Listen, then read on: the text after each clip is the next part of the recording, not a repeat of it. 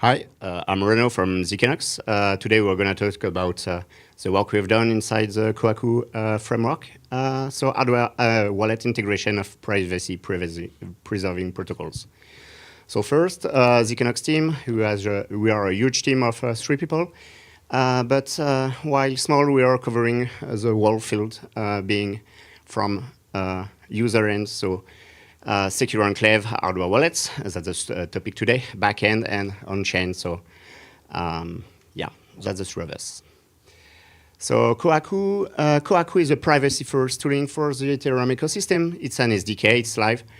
The aim is to provide a better UX for privacy, which has been identified as one of the limitations for wider adoption. And in this framework, what ZKNOX is providing are some experimental features, mainly hardware integration, that's the subject. PQ experimentation, we are also co-authored 2 EIPs. Tomorrow, Simon will present those results. And we also provided a 7702 jailbreaker to enable to experiment with Ledger that is breaking to whitelist. And everything is available in our GitHub. So yeah, what was the difficulty? So the hardware wallet gap. So Kohaku wraps privacy pools and Raygun, and hardware wallets do not support Poseidon nor Baby Jib for those fields natively. So privacy pools, both and Raygun both use Poseidon over the BN254 fields. And for Raygun, there is a Baby Jib curve to be implemented, which is not part of common SDK for hardware wallets.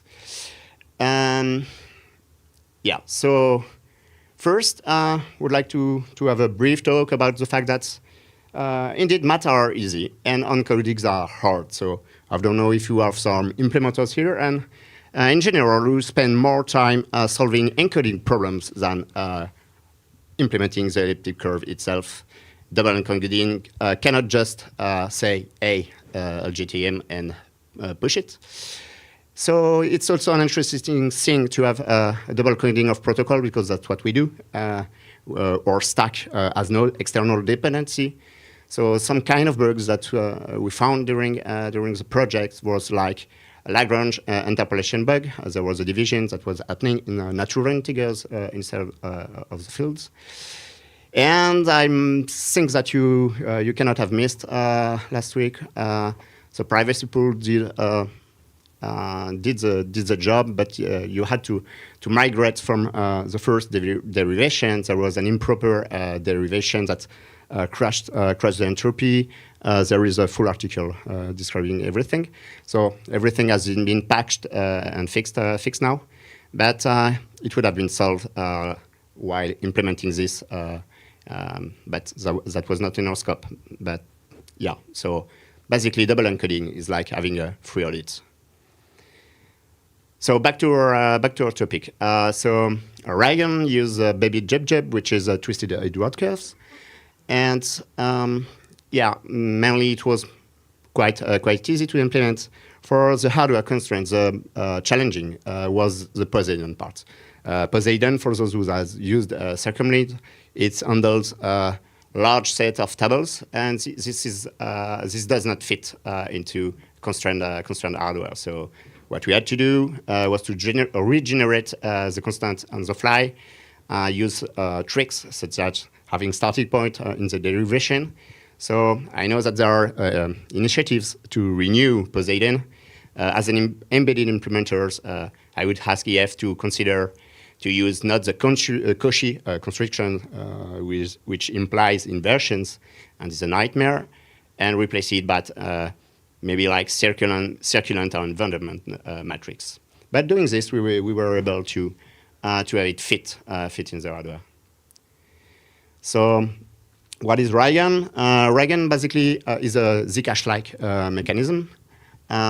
So an interesting property of it is that you can separate the witness generation from the proving, which is not the case for Tornado Cache, where your nullifier, which are secret elements, has to leave the the enclave at some point to be proven.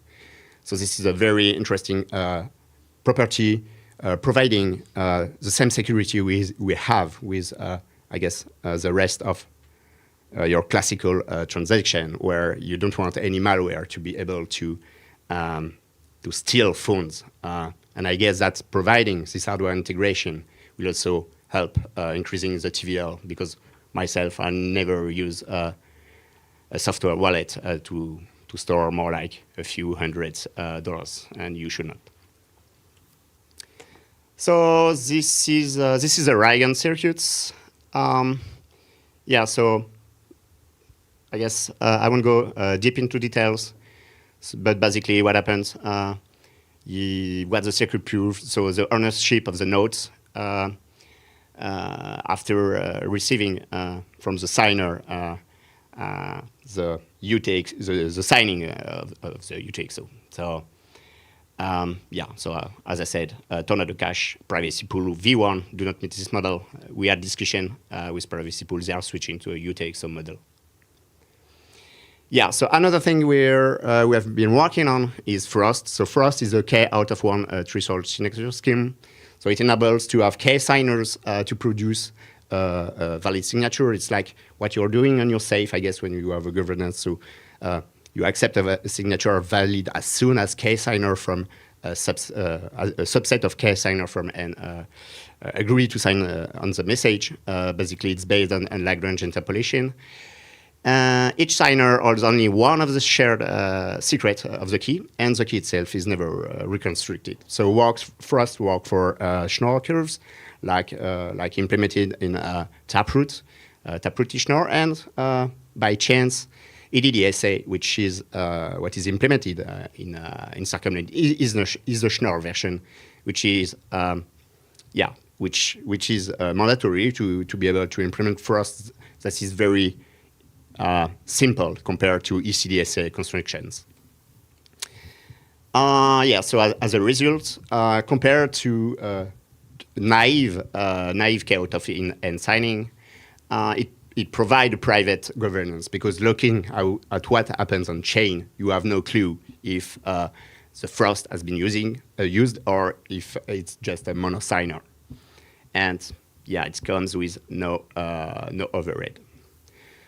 So basic ID behind this, it's using Lagrange interpolation, the same algorithm that is used in your CD-ROM to protect from erasure.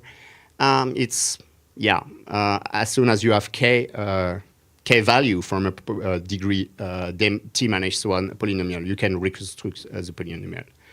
So this is the idea behind this. So it's used the linearity we have in Schnorr. So if you look at the formula of this Schnorr generation, R is the nonce, SK is the secret key. The produced signature is linear in the secret key. So basically, you replace the secret key by those interpolated points. So one ancestor was MOSIC2, which is used in Lightning and Ionic. Yeah, so for completeness of the slides, here is the full description. And important things, we used VSS for the DKG. It means that the initial generation of the shared key, there is no trusted dealers, meaning that any participant once you have this MPC way to generate the initial key. So the idea behind this is not to rely on a single, for instance, a single hardware signer. For now, we did the work for Ledger. In the future, this morning, Trezor presented their moving to a platform. We could have this in Trezor, and this way, if at some point there is some supply chain attack or backdooring by one of the provider, you will still have the security of what is left. Yeah, so for completeness and later, this is the whole protocol. This is how it has been implemented in the Ledger, the state matching. Yeah, so that was for Ledger, soon for Trezor. By doing all of this, so we have this working. We have the blind signer. One thing is when you want to have clear signing, here you have a larger constraint that is signing all the inputs. And if you look at existing privacy signers, for instance, Zcash or Namada, clear signing is not provided, mainly because Poseidon is expensive. And one way to do this could be to, instead of computing all the chain of hash inside the hardware wallet, what we have been doing is implement a verifier, a ZK verifier inside the hardware wallet. And once we have this means that basically your little hardware wallet has unlimited power computation for all public inputs. So this has been done. This can also solve all the clear signing trust issues that we could have, because right now the 7730 initiative is discussed. The solution, as it is now, would be to implement tunnels between the dApps and the hardware wallets. This is good, but here again, math is easy, but key management is hard. I guess we have like this resolve incident, so we know that we will have still beautiful disasters. So what we could do would be to have the clear signing itself being computed outside the hardware wallet, having the verifying key inside the contract. So the hardware wallet can compute the proof of storage of the circuits, and then the statement, this human readable string correspond to this call data, could be the ZK statement to be verified by the hardware wallet, meaning that as long as you're able to prove it, you can have anything being outsourced. Whole public input can be outsourced of the wallets. So we think this is a huge improvement compared to what we have now and the limitations the constraint hardware implies. Yep, so to conclude, what has been done during those past 8 months inside Kohaku. So we provided the first TSS plus ZK signer complying to RFC 9591 on Baby Jib Jib.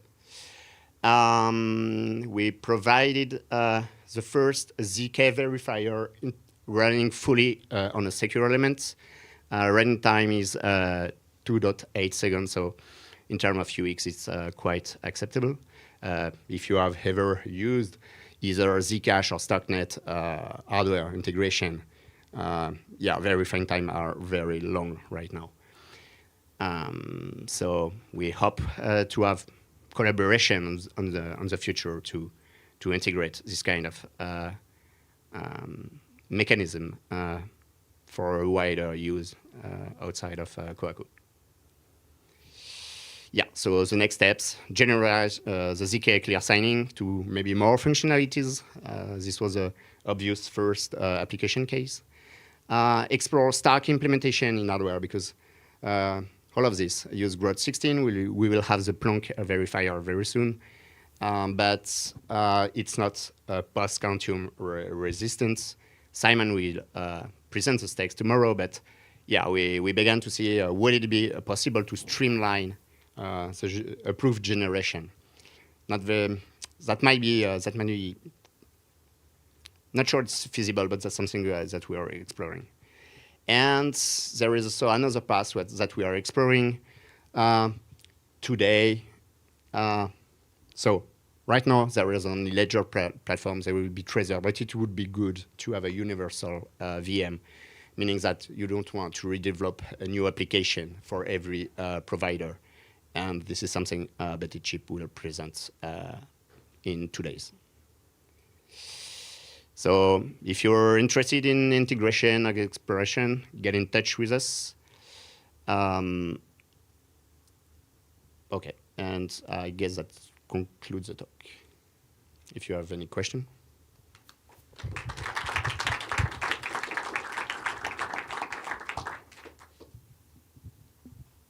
Do you have any questions?